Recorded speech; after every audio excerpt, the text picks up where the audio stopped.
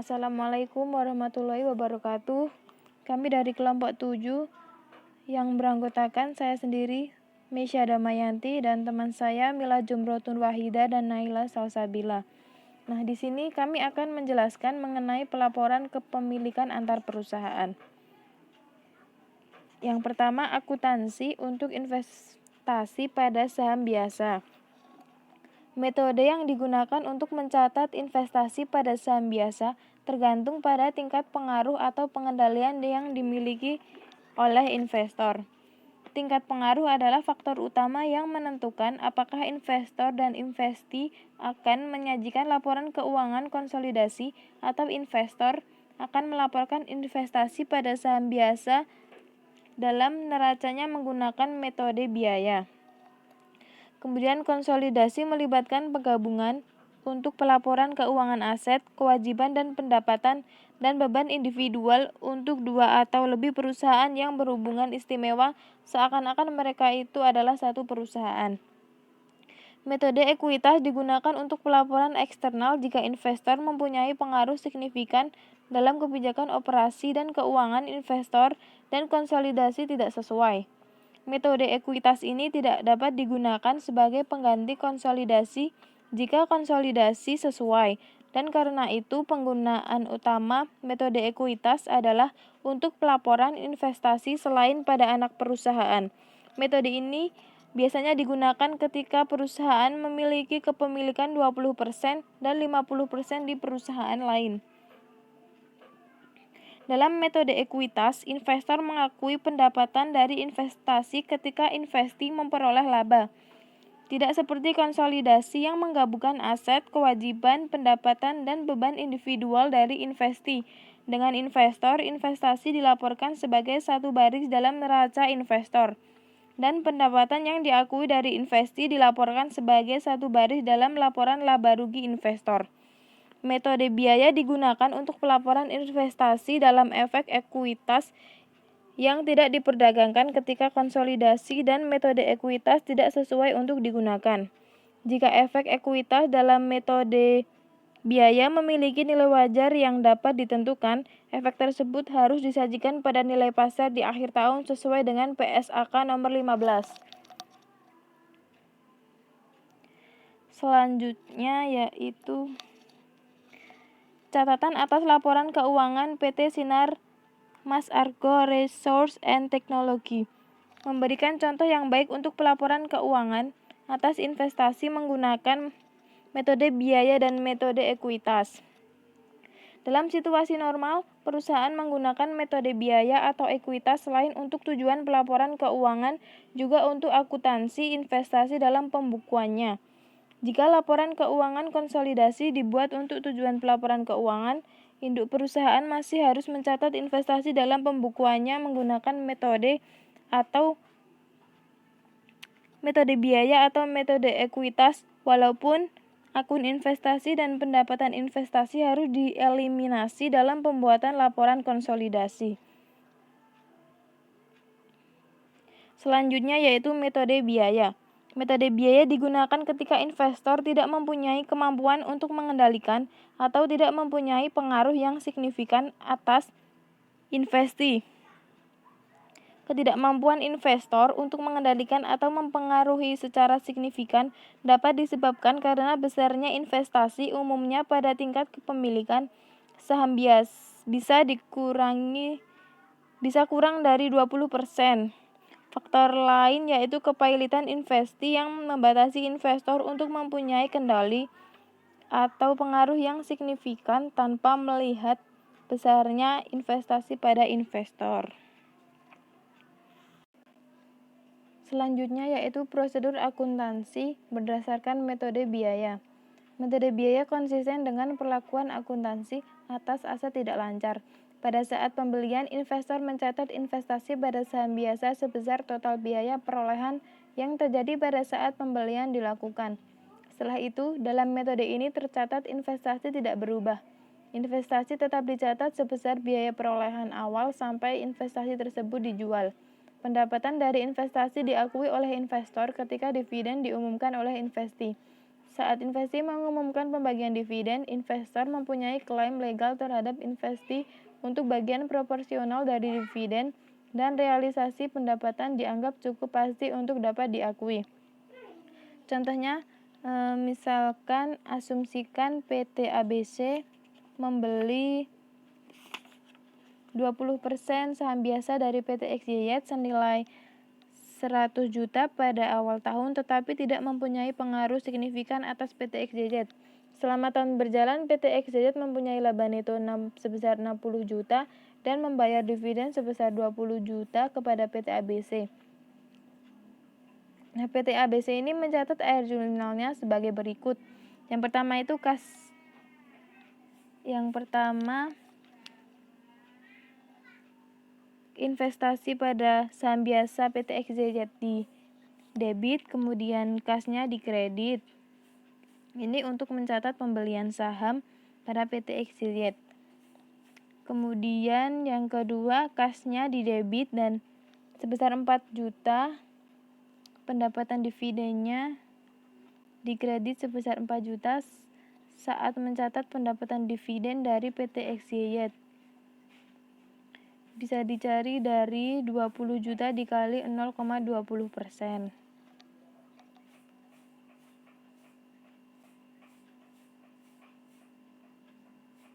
Selanjutnya, pengumuman dividen lebih besar dari laba sejak akuisisi. Perlakuan khusus diharuskan dalam metode biaya pada situasi di mana investor memegang saham biasa di perusahaan yang mengumumkan dividen lebih besar dari laba yang diperolehnya sejak investor mengakuisisi saham investi. Dividen yang diterima pada awalnya dipandang mencerminkan laba investi dari tanggal pembelian investasi sampai tanggal pembelian investasi sampai tanggal pengumuman dividen. Semua dividen yang diumumkan investi yang lebih besar dari laba sejak diakuisisi oleh investor dianggap oleh investor sebagai dividen likuidasi. Bagian investor atas dividen likuidasi tersebut diperlakukan secara pengembalian modal dan saldo investasi dikurangi oleh jumlah tersebut. Saham investi yang dibeli pada waktu yang berbeda harus diperlakukan terpisah untuk tujuan perhitungan dividen likuidasi. Untuk dividen likuidasi, misalnya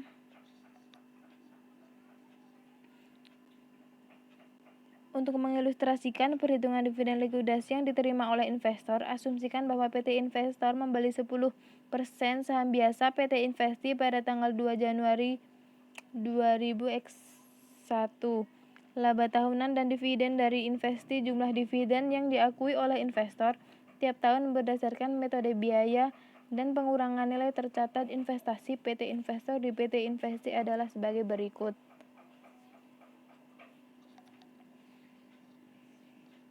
PT Investor mencatat 10% atas dividen PT Investi sebagai pendapatan karena laba PT Investi lebih besar dari dividennya. Pada tahun kedua, dividen PT Investi lebih besar dibandingkan laba untuk tahun tersebut, tetapi kumulatif dividen yang diumumkan sejak tanggal 2 Januari pada tahun pertama saat PT Investor mengakuisisi saham PT Investi tidak melebihi laba PT Investi sejak dividen yang diumumkan. Oleh karena itu, PT Investor tetap mencatat bagian 10% atas dividen sebagai pendapatan pada akhir tahun ketiga. Dividen yang diumumkan oleh PT Investi sejak tanggal 1 Januari tahun pertama total sejumlah 310 juta, sedangkan laba PT Investi sejak tanggal tersebut sejumlah total hanya 300 juta.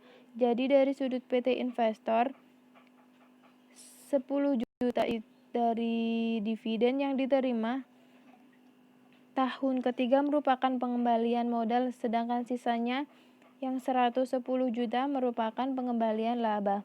PT Investor ini mempunyai bagian 10% atas tiap jumlah tersebut.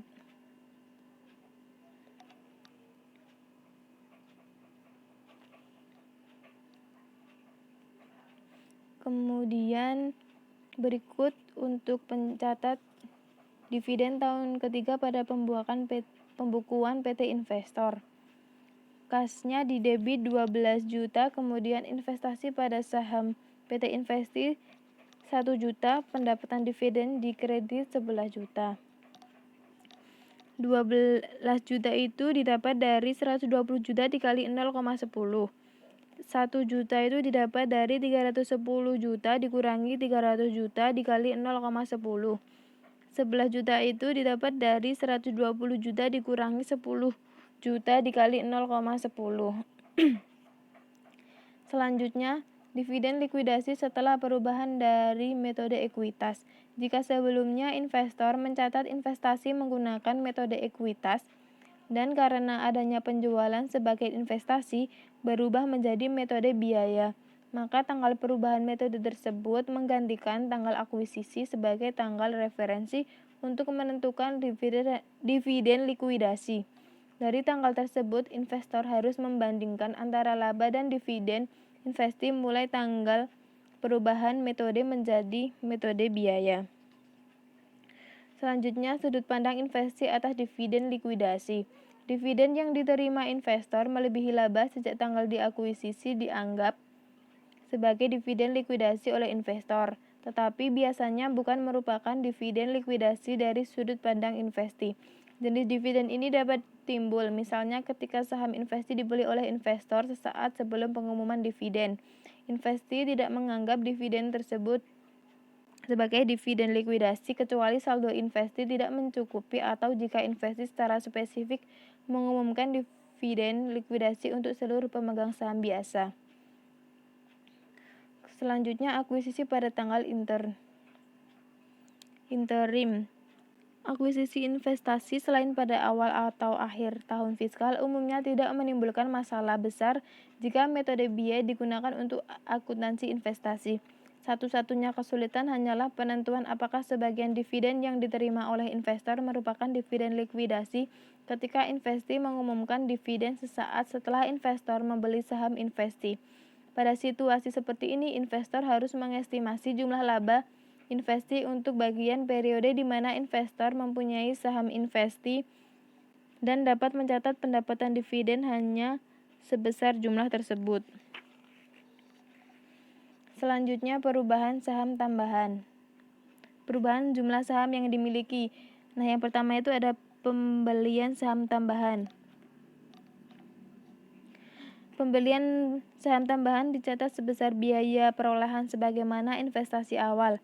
Presentase kepemilikan baru dari investor terhadap investi dihitung dan jika tersedia bukti lain dievaluasi untuk menentukan apakah investasi tetap dicatat sebesar nilai tercatatnya atau apakah perlu berganti menjadi metode ekuitas.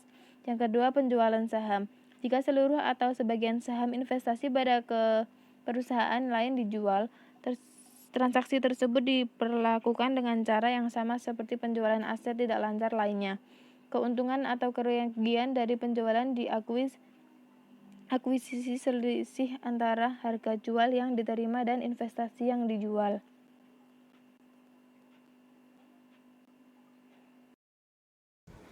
Selanjutnya saya akan menjelaskan mengenai metode ekuitas. Yang pertama, metode ekuitas ditujukan untuk mencerminkan perubahan ekuitas atau kepemilikan investor dalam investi. Dan yang kedua, investasi dicatat sebesar biaya perolehan awal dan disesuaikan tiap periode untuk bagian atas laba atau rugi investi dan dividen yang diumumkan investi. Dan yang ketiga, laba atau rugi investi akan menaikkan atau menurunkan akun investasi, sedangkan dividen akan menurunkan akun investasi. Selanjutnya pada penggunaan metode ekuitas, PSAK nomor 15 akuntansi untuk investasi dalam perusahaan asosiasi mengharuskan metode ekuitas digunakan untuk pelaporan investasi, di mana kepemilikan investor atas saham berhak suara memberikan investor kemampuan untuk mempunyai pengaruh signifikan atas kebijakan operasi dan keuangan perusahaan. Karena adanya kemungkinan kesulitan dalam menentukan tingkat pengaruh dalam beberapa kasus, maka PSAK nomor 15 menetapkan aturan 20%.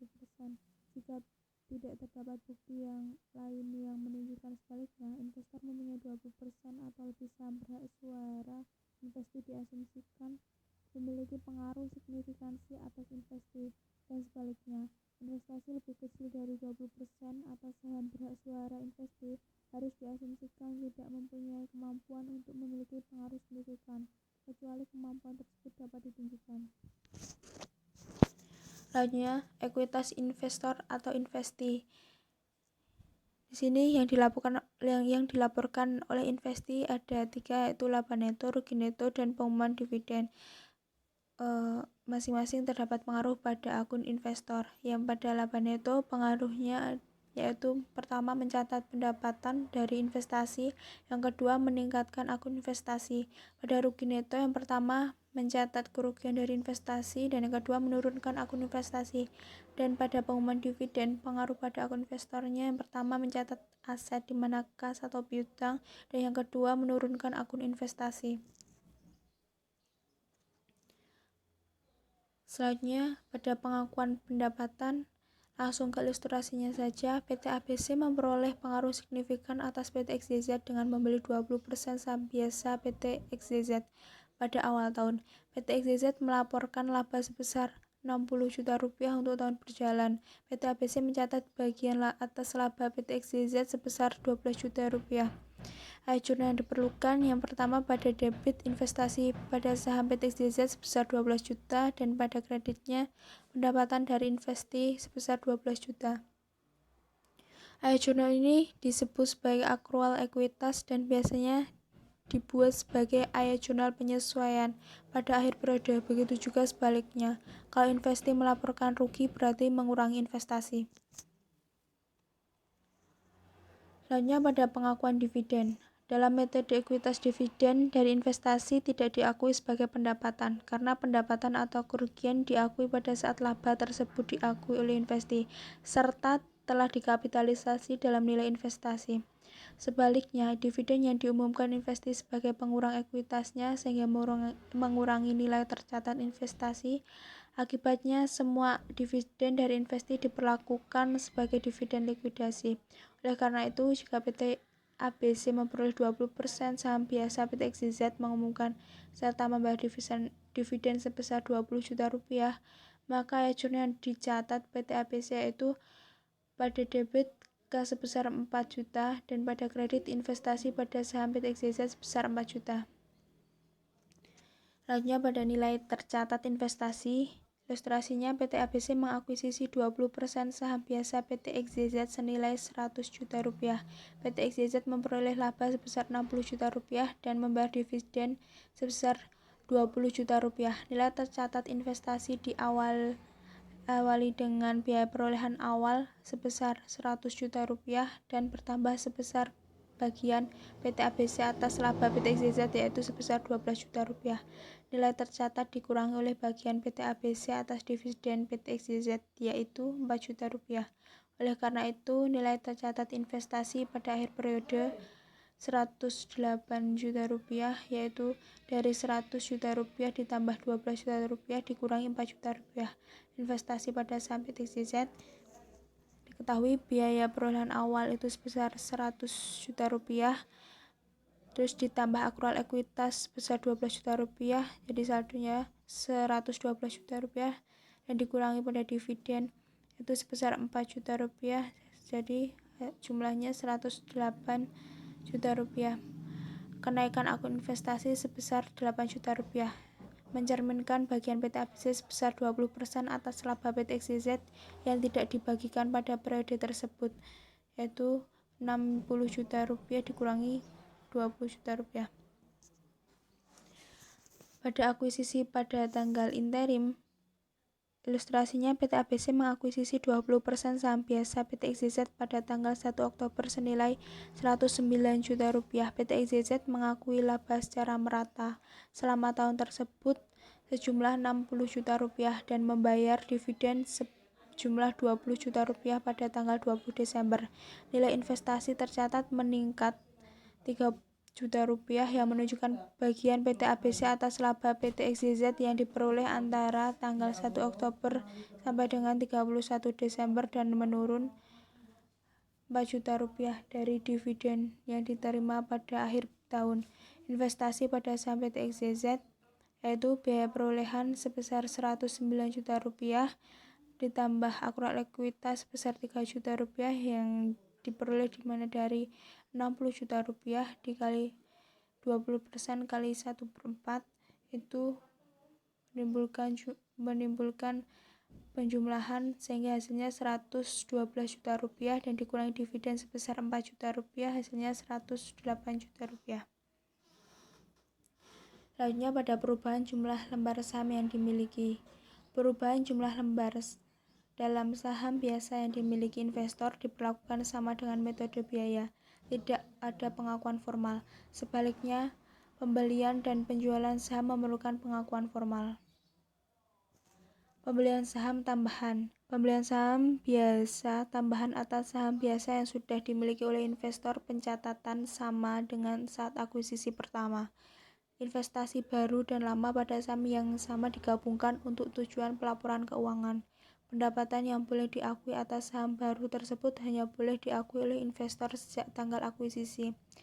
Ilustrasinya, PT ABC membeli 20% saham biasa PT XYZ pada tanggal 2 Januari 2011 dan membeli lagi 10% pada tanggal 1 Juli 2011 dan pembelian saham tersebut dilakukan pada nilai bukunya. Jika PT XYZ memperoleh laba sebesar 25 juta rupiah dari tanggal 2 Januari hingga 30 Juni dan memperoleh laba sebesar 35 juta rupiah dari tanggal 1 Juli sampai dengan 31 Desember, total pendapatan pada tahun 2011 yang diakui PT ABC investasinya pendapatan 2 Januari hingga 30 Juni 2011 yaitu 20% dikali 25 juta rupiah hasilnya 5 juta rupiah.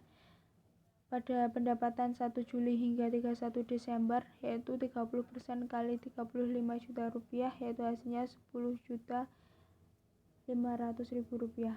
Dan pendapatan dari investasi 2011 yaitu 15.500.000 rupiah yaitu penjumlahan dari pendapatan tanggal 2 Januari hingga 30 Juni 2011 dan 1 Juli hingga 31 Desember.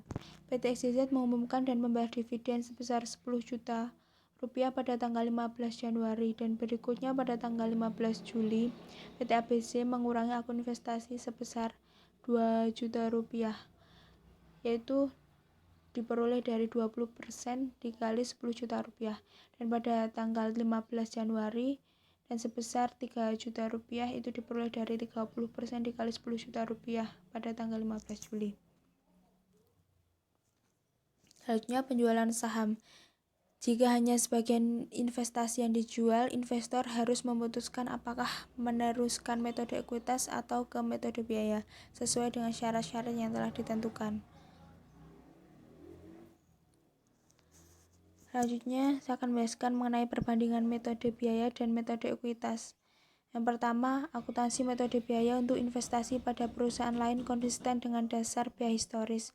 Metode ini mendapat kritik sebagaimana kritik yang ditujukan atas biaya historis terutama relevansi dari pelaporan harga beli investasi yang diakuisisi beberapa tahun sebelumnya. Yang selanjutnya, metode ini mendekati akuntansi tradisional serta realisasi laba diakui setelah pengumuman dan pembagian dividen. Kriteria pengaruh signifikan yang harus dipenuhi dalam metode ekuitas memperhatikan bahwa pengumuman dividen oleh investi dapat dipengaruhi oleh investor. Dan ketiga, pengakuan pendapatan dari investi dalam metode ekuitas tanpa memperhitungkan dividen memberikan perlindungan terhadap manipulasi laba bersih investi yang dilakukan dengan mempengaruhi pengumuman dividen investi. Kritik terhadap metode ekuitas karena penilaian aset bukan berdasarkan biaya historis tetapi mendekati pendekatan nilai pasar. Sebagai gantinya, nilai tercatat investasi terdiri dari banyak komponen dan tidak ada yang menyerupai penilaian aset manapun. Selanjutnya, itu perbandingannya pada item nilai tercatat investasi pada tanggal akuisisi pada metode biaya perolehan awal dan metode ekuitas itu biaya perolehan awal juga sama. Dan nilai tercatat investasi pada umumnya setelah akuisisi pada metode biaya itu biaya perolehan awal dan metode ekuitas biaya perolehan awal ditambah atau dikurangi bagian investor atas laba atau rugi investi, dan dikurangi bagian investor atas dividen investi, dan amortisasi atau penghapus bukuan diferensial. Pada item diferensial, metode biaya tidak diamortisasi atau dihapus bukukan. Jika pada metode ekuitas, amortisasi atau penurunan nilai jika terkait dengan aset investi dengan masa manfaat terbatas atau aset yang dilepaskan. Pada pengakuan pendapatan oleh investor, metode biaya bagian investor atas dividen investi yang diumumkan sejak tanggal akuisisi. Pada metode ekuitas, bagian investor atas laba investi sejak akuisisi dibagikan atau tidak, dikurangi dengan amortisasi atau penghapus bukuan diferensial. Selanjutnya pada item dividen investi dari laba sejak akuisisi oleh investor. Di metode biaya itu pendapatan, metode ekuitas itu pengurang investasi. Pada item dividen investi melebihi laba sejak akuisisi oleh investor, pada metode biaya itu pengurang investasi, dan pada metode ekuitas itu pengurang investasi juga. Walaupun metode ekuitas telah dianggap sebagai konsolidasi satu baris jumlah rincian yang dilaporkan dalam metode ekuitas sangat berbeda dengan konsolidasi. Contohnya, investor akan melaporkan pendapatan metode ekuitas yang sama dari dua investi berikut walaupun komposisi laba rugi keduanya cukup berbeda. Yang penjualan investi 1 50 juta, investi 2 500 juta. Pada beban operasional, investi pertama itu 30 juta dan investi kedua 620 juta. Pada laba atau rugi operasi, itu pada investi pertama mendapat 20 juta, yaitu pengurangan dari 50 juta dikurangi 30 juta. Pada investi kedua itu 120 juta, yaitu selisih antara penjualan dan beban operasi investi 2. Terus keuntungan penjualan tanah yang diperoleh investi 1 itu sebesar 0 rupiah dan investi 2 itu 140 juta. Laba bersih yang diperoleh investi 1 20 juta dan investi 2 itu juga 20 juta. Di masa lalu, beberapa perusahaan meminjam dalam jumlah banyak melalui anak perusahaan yang tidak dikonsolidasi dan melaporkan investasinya dalam anak perusahaan tersebut menggunakan metode ekuitas. Karena dalam situasi seperti ini, utang tersebut tidak dilaporkan, maka timbul kekhawatiran mengenai penggunaan metode ekuitas untuk memfasilitasi pendanaan di luar neraca atau off balance sheet, sehingga DSAK tidak mengizinkan penggunaan metode ekuitas untuk pelaporan investasi pada anak perusahaan dan mengharuskan konsolidasi semua anak perusahaan yang mayoritas sahamnya dimiliki oleh perusahaan. Selanjutnya yaitu kepemilikan selain investasi pada saham biasa. Pada tahun-tahun belakangan, terjadi peningkatan dalam kepemilikan perusahaan di entitas lain selain investasi dalam saham biasa. Hal tersebut terjadi karena keragaman dan kompleksitas dan berbagai jenis pengaturan, aturan-aturan akuntansi jika ada. Karena keragaman dan kompleksitas dari berbagai jenis pengaturan, aturan-aturan akuntansi jika ada sering sekali kompleks atau di dalam beberapa kasus tidak dijelaskan dengan spesifik. Selanjutnya yaitu beberapa pertimbangan sehubungan dengan metode ekuitas. Yang pertama yaitu penentuan pengaruh signifikan. Pada aturan umum PSAK nomor 15 adalah metode ekuitas tepat untuk digunakan jika investor dengan nilai kepemilikan sahamnya diinvest dapat mempunyai pengaruh signifikan atas kebijakan operasi dan keuangan invest. Jika tidak terdapat bukti lain, kepemilikan saham biasa 20% atau lebih dianggap sebagai indikasi bahwa investor dapat mempunyai pengaruh yang signifikan atas invest. Beberapa faktor yang dapat menunjukkan bukti lain mengenai kemampuan pengaruh signifikan.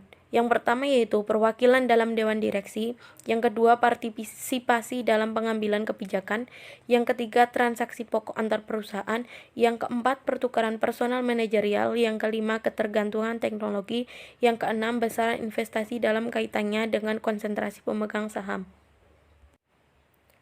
Selanjutnya itu laba antar perusahaan yang belum direalisasi. Metode ekuitas yang diterapkan berdasarkan PSAK nomor 15 sering disebut sebagai konsolidasi satu baris karena yang pertama yaitu laba investor dan ekuitas pemegang saham adalah sama jika invest dikonsolidasi. Yang kedua yaitu semua penyesuaian metode ekuitas dilakukan melalui akun investasi pendapatan investasi yang dilaporkan hanya sebagai satu baris dalam neraca dan satu baris dalam laporan laba rugi.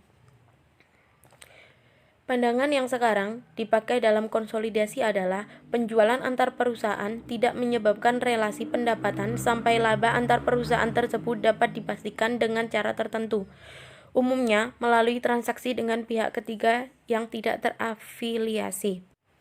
Contohnya yaitu, jika induk perusahaan menjual persediaan ke anak perusahaan dan mendapatkan laba tersebut tidak dapat diakui dalam laporan keuangan konsolidasi sampai dapat dipastikan dengan menjual kembali persediaan tersebut ke pihak eksternal. Karena pada laba penjualan antar perusahaan dari sudut pandang konsolidasi dipandang belum terrealisasi sampai ada penjualan kembali ke pihak eksternal. Maka laba tersebut harus dieliminasi saat membuat laporan keuangan konsolidasi. Meski begitu, laporan keuangan konsolidasi bukan satu-satunya yang terpengaruh karena laba investor yang melaporkan investasi menggunakan metode ekuitas adalah sama jika invest dikonsolidasi. Pendapatan metode ekuitas investor dari invest juga harus disesuaikan terhadap laba penjualan antar perusahaan yang belum direalisasi tersebut. Selanjutnya yaitu penyesuaian untuk laba yang belum direalisasi. Penjualan antar perusahaan biasanya dicatat sama dengan penjualan lain, termasuk pengakuan laba. Dalam penerapan metode ekuitas, laba belum terrealisasi yang masih ada pada akhir periode harus dikurangi dari jumlah pendapatan yang seharusnya dilaporkan. Dalam pendekatan satu baris, pendapatan dari investasi yang diakui dan dinilai tercatat investasi dikurangi untuk menghilangkan pengaruh laba antar perusahaan yang belum direalisasi. Pada periode berikutnya, saat laba antar perusahaan direalisasi, ayat jurnal tersebut harus dibalik. Contoh ilustrasinya yaitu, diasumsikan bahwa PT Pandawa memiliki 40% saham biasa PT Lintang. Selama tahun 2001, PT Pandawa menjual persediaan ke PT Lintang senilai 10 juta rupiah sebagai biaya perolehan persediaan tersebut, yaitu sebesar 7 juta rupiah. Kemudian, PT Lintang menjual sepertiga dari persediaan tersebut ke pihak luar selama 2000X1 dan 2/3 dari persediaan tersebut masih terdapat di persediaan akhir. Maka laba belum terrealisasinya yaitu dengan menghitung total laba antar perusahaan, yaitu 10 juta rupiah merupakan penjualan persediaan dari PT Pandawa ke PT Lintang, yaitu 10 juta rupiah dikurangi 7 juta,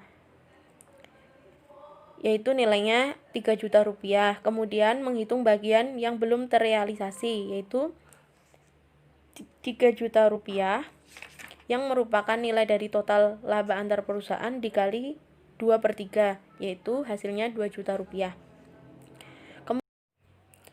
Asumsikan bahwa PT Lintang melaporkan laba neto sebesar 60 juta rupiah untuk tahun 2000X1 dan tidak mengumumkan dividen. Ayat jurnal berikut dicatat dalam pembukuan PT Pandawa pada akhir tahun 2000X1. 31 Desember 2000X1 itu jurnalnya salah. Yang benar yaitu investasi pada saham PT Lintang di debit 24 juta dan pendapatan dari PT Lintang di kredit 24 juta yang diperoleh dari 60 juta laba neto yang dilaporkan PT Lintang dikalikan dengan 40% saham yang dimiliki oleh saham PT Lintang yang dimiliki oleh PT Pandawa. Selanjutnya itu jurnalnya, ini jurnal untuk menghilangkan laba antar perusahaan yang belum direalisasi, yaitu pendapatan PT Lintang di debit 2 juta dan investasi pada saham PT Lintang di kredit 2 juta. Jika semua persediaan yang tersisa dijual pada tahun 2002, maka ayat jurnal yang akan dibuat dalam pembukuan PT Pandawa pada akhir tahun 2002 untuk mencatat realisasi laba antar perusahaan yang sebelumnya belum direalisasi, yaitu pada tanggal 31 Desember 2002, yaitu investasi pada saham PT Lintang di debit 2 juta dan pendapatan dari PT Lintang di kredit 2 juta. Selanjutnya yaitu aturan tambahan dari PSAK nomor 15. PSAK nomor 15 pernyataannya yang mengatur pelaporan metode ekuitas menjelaskan beberapa aturan tambahan berikut. Yang pertama, jika bagian investor atas kerugian invest melebihi nilai tercatat investasi, maka metode ekuitas tidak lagi dipergunakan ketika nilai investasi telah menjadi 0. Yang kedua yaitu dividen preferen dari invest harus dikurangi dari laba neto invest jika diumumkan atau tidak jika saham preferen tersebut kumulatif sebelum investor menghitung bagiannya atas laba invest. Yang ketiga, jika terdapat penurunan permanen atas nilai investasi, maka nilai tercatat investasi harus dikurangi untuk mengakui penurunan tersebut. Selanjutnya yaitu bagian investor atas laba komprehensif lainnya. Ketika investor menggunakan metode ekuitas untuk mencatat investasi pada perusahaan lain, di dalam laba komprehensifnya juga harus dimasukkan bagian proporsional untuk tiap jumlah yang dilaporkan sebagai laba komprehensif. Contohnya, PT Andika membeli 40% saham PT Barata pada tanggal 1 Januari 2001. Untuk tahun 2001, PT Barata melaporkan laba neto sebesar 80 juta dan laba komprehensif sebesar 115 juta rupiah, termasuk laba komprehensif lainnya sebesar 35 juta rupiah. Laba komprehensif lainnya mencerminkan keuntungan yang belum direalisasi sebesar 35 juta rupiah karena peningkatan nilai wajar dari investasi yang diklarifikasi sebagai tersedia untuk dijual berdasarkan kriteria yang ditetapkan dalam PSAK nomor 15. Selain pencatatan ayat jurnal metode ekuitas yang umum, PT Andika mengakui sebagian proporsional atas keuntungan yang belum terrealisasi dari efek tersedia untuk dijual yang dilaporkan PT Barata tahun 2001. Jurnalnya yaitu investasi saham PT Barata di debit 14 juta dan keuntungan belum direalisasi dari investasi pada invest di kredit 14 juta. Ayat jurnal tersebut tidak mempengaruhi laba dari PT Andika untuk tahun 2001, tetapi mengakibatkan peningkatan laba komprehensif lainnya dan juga total laba komprehensifnya sebesar 14 juta rupiah. Selanjutnya yaitu akuntansi untuk investasi pada anak perusahaan. Perusahaan dibebaskan untuk mengadopsi prosedur yang mereka inginkan dalam akuntansi untuk investasi anak perusahaan yang dikendalikan dalam pembukuannya.